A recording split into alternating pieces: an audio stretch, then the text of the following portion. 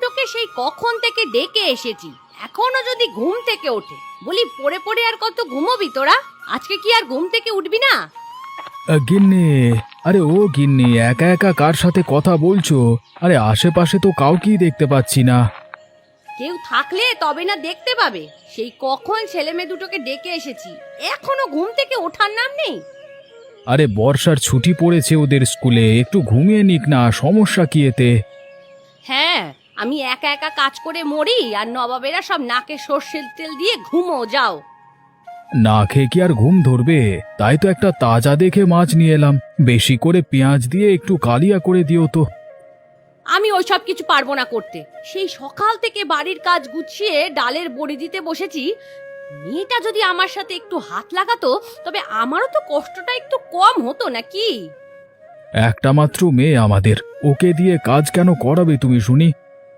ও বাবা, তাহলে বাড়িতে 4টে দাসীবাদী রাখো না, তাহলে তো আমারও কষ্টটা একটু কমে, আর আমারও হাড়ে একটু বাতাস লাগে।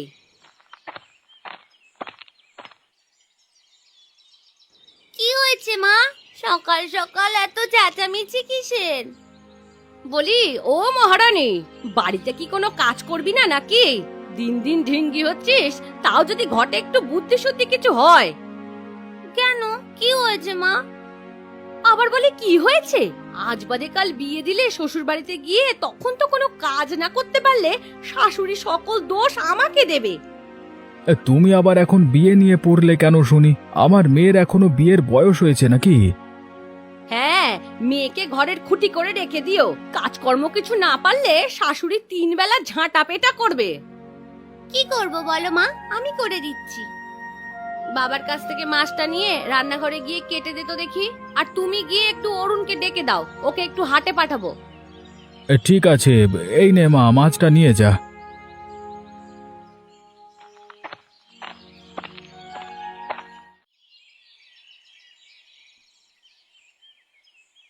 গিন্নি, আরে ও গিন্নি, কোথায় গেলে তুমি? সে কখন স্নান সেরে এসে বসে আছি, আমাকে কি সকালের জল খাবার দেবে না নাকি? জল খাবার যে দেব, হতচ্ছাড়ি মালাটা তো এখনো এলো না। আরে মালার আশায় বসে থাকলে চলবে নাকি? মালা কখন আসবে সে আশায় থাকলে আজকে আর আমার খাওয়া হবে না। এই বয়সে আমি আর একা কাজ করতে পারি না বাপু। মালা আছে বলে দুবেলা দুটো খেতে পাও, না হলে ওই দুবেলা রান্না করা আমার দ্বারা সম্ভব নয়। তোমার সংসার তো আর মালা এসে করে দেওয়া যাবে না। মেয়েটার 2-1 দিন না এলে তখন কি করবে শুনি? সে যখন এটা তখন দেখা যাবে। ঘরে ছাতু আছে, চিনি জল দিয়ে ভিজিয়ে দেব, খাবে? তাই দাও, কি আর করবার। তুমি বসো, আমি এক্ষুনি তোমার জন্য ছাতুর সাথে চিনি জল মিশিয়ে এনে দিচ্ছি।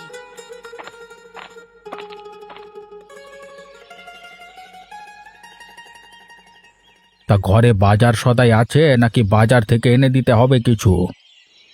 বাড়িতে মানুষ তো মাত্র আমরা দুজন, তার জন্য এত এত বাজার করার আবার কি দরকার? এখন তো আমরা দুজন, কিন্তু এক সময় যে আমার বাড়িটা মানুষে ভরে থাকতো। সেসব কথা ভেবে আর লাভ নেই। যার যেখানে শান্তি মেলে সে সেখানেই থাকুক। আমাদের বুড়ো বুড়ির একভাবে না একভাবে দিন ঠিক কেটে যাবে। হ্যাঁ সেই তো, দুনিয়াতে আমরা আর আছি বা কদিন বলো তো? নাও তাড়াতাড়ি খেয়ে একটু বিমলদের পুকুরে যাও দেখি। কেন, বিমলদের পুকুরে আবার কি শুনি? শুনলাম ওদের পুকুরে নাকি মাছ ধরছে, তাজা দেখে কয়েকটা মাছ ধরে নিয়ে এসো তো। ঠিক আছে গিন্নি, খাওয়া শেষ করে আমি এক্ষুনি যাচ্ছি। তুমি তাহলে খাও, আমি রান্নাঘরে গিয়ে জল খাবারের বন্দোবস্ত করি। বেশ, যাও তাহলে।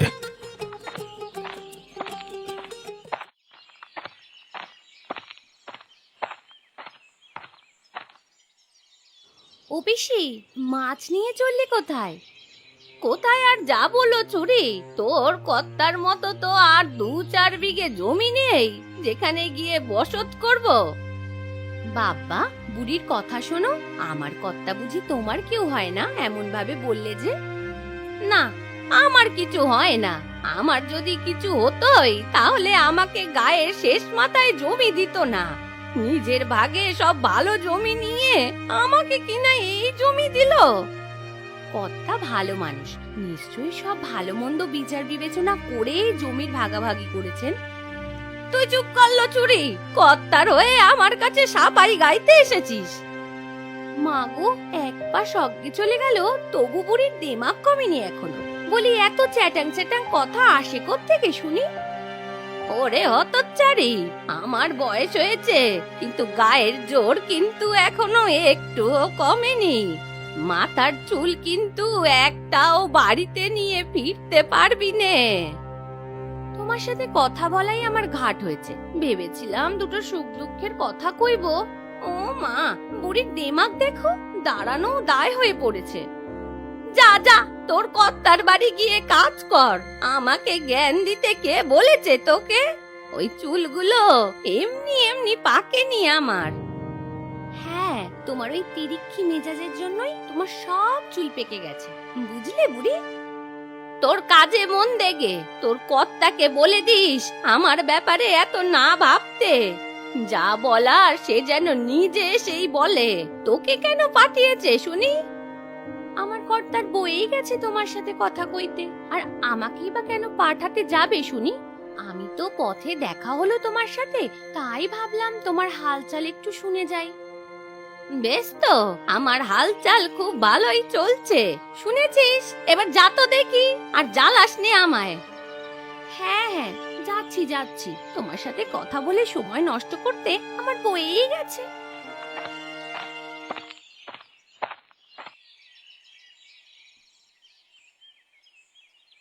সকাল গড়িয়ে দুপুর হতে চললো, হতচ্চারিটা এখনো এলো না। আজ আসুক, একবারে মাথার চুল আর একটাও আস্ত রাখবো না।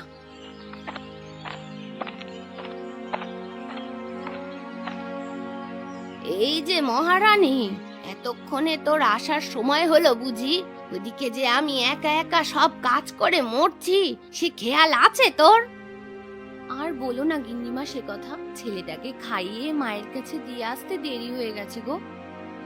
বলি, তোর দেরির জন্য কি আমার বাড়িতে সকালে না খেয়ে সবাই উপোস করে থাকবে নাকি? কজন আর থাকো তোমরা? ওই তো দুজন মানুষ থাকো গোটা বাড়িতে, একদিন একটু দেরিতে খেলে কি আসে যায় তাতে? তোর মাথা কি গেছে নাকি রে মালা? সকালবেলা যে তোর কর্তা বাবু খেয়ে মাঠে যায় জমিদারের তদারকি করতে, সে কথা কি ভুলে গেছিস নাকি তুই?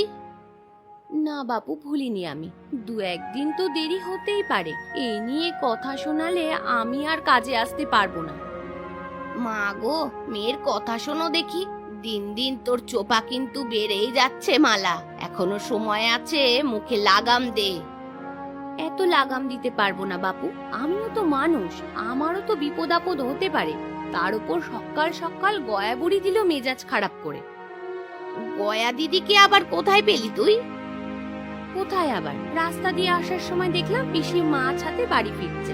তাকে ভালো মন্দ জিজ্ঞাসা করায় সে কি রাগ তার! কি বলেছে দিদি? কি আর বলবে, কর্তাকে নিয়ে নানা কথা শুনিয়ে দিল আমাকে।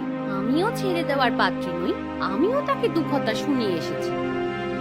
দিদি বুড়ো মানুষ, তার বয়স হয়েছে, সে তো কথা বলতেই পারে, কিন্তু তাই বলে তুই কেন কথা শোনাতে গেলি? শোনাবো না, ভালো মন্দ জিজ্ঞাসা করায় কে এমন চটে যায় শুনি? ফের কখনো দেখা হলে দিদির কাছে ক্ষমা চেয়ে নিস, সে আমাদের গুরুজন মানুষ, জমি জমা ভাগাভাগি নিয়ে একটু রাগ করে আছেন। তোমাদের রাগ বাপু, তোমাদের মাঝেই রাগ, আমি আর কাউকে কোনো ভালো মন্দ কিছুতে শোধাতে যাব না। এখন বেশি কথা না বলে যা, তরকারিগুলো কেটে ফেল দেখি।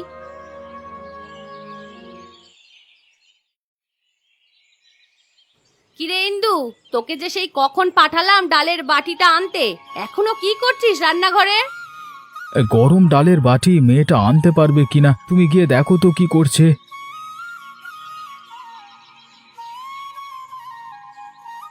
গরম ডালের বাটিটা তো নিয়ে আসবো নাকি, তার আগেই এত ডাকাডাকি শুরু করে দিয়েছো?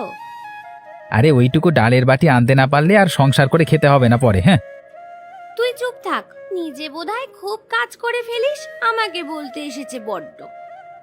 আরে খেতে বসে এত বেশি কথা বলতে নেই। ইন্দুমা, আয় আয়, তুইও আমাদের সাথে খেতে বস। আরে সবাই দেখছি খেতে বসে পড়েছিস আমাকে রেখেই।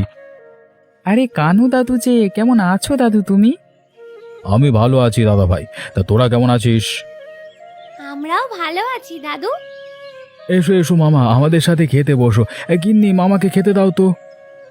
বসুন মামা, আমি এক্ষুনি আপনাকে খেতে দিচ্ছি।